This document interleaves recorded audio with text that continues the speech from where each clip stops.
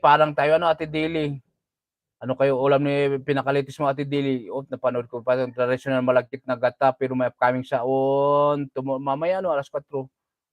18 na, tusukan ko na pala ito. Si Ate Mars, naku wala na. Doon na kay Kwan siguro.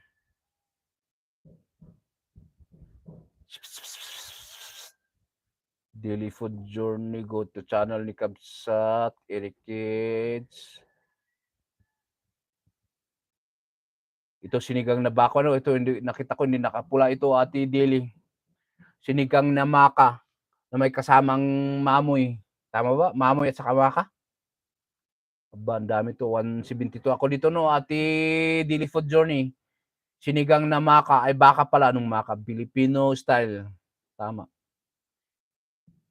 Filipino comfort food pala. Easy beef sinigang. Napapalunok tuloy ako. Napapalunok ako sa title pa lang nito na baka, Ate Daily, napapalunok na si Eric Kids. What I'm gonna do, I'm gonna drink some kind of H2O na yan. Gising na ating mga alaga.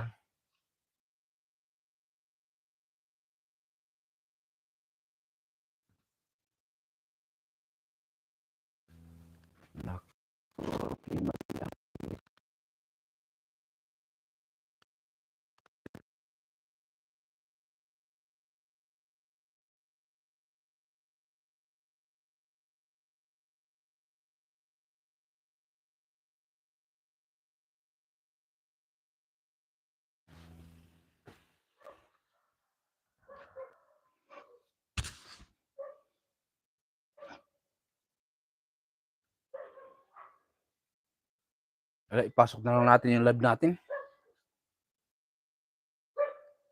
Mag-in naman tayo, 2 hours lang naman tayo, 2 hours tayo ngayon. Hindi tayo maghaba ng live ba para may magawa naman yung iba. Ang kaso pala, naka-free pala ito. Wait lang, baka pindot ko.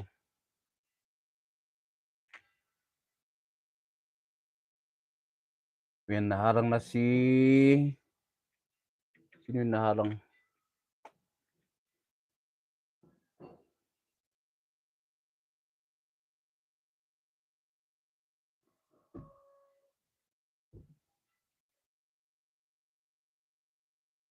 Doon na pala yung pusit mo. Pusit, Ate. Ay, Kabsat nyo na pala yun. Hindi pala pusit yun.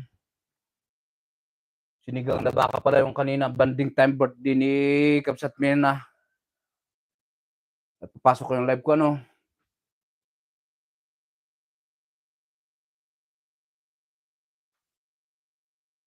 There's a lover's moment tonight. Saan na naman yun?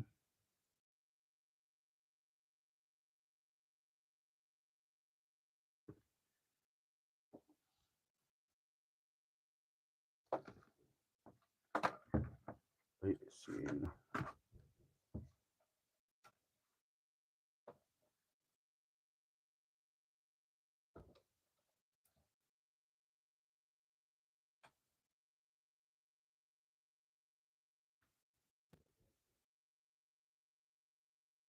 Sinigang na maka with mamoy.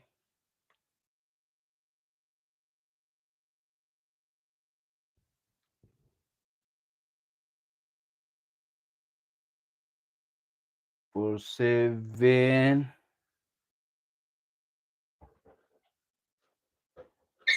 Uy! Ba yan?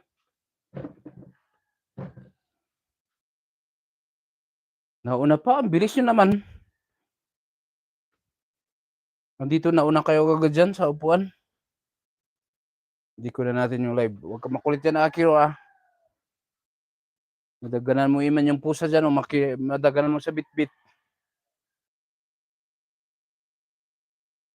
Wala na, umalis na yung nakatutok dyan. Dali na, ipapasok natin yung ating live. Para hindi sa mangulubot din eh.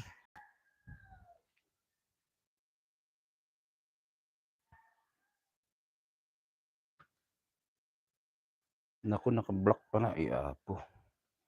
Di man ni Eric Mataya.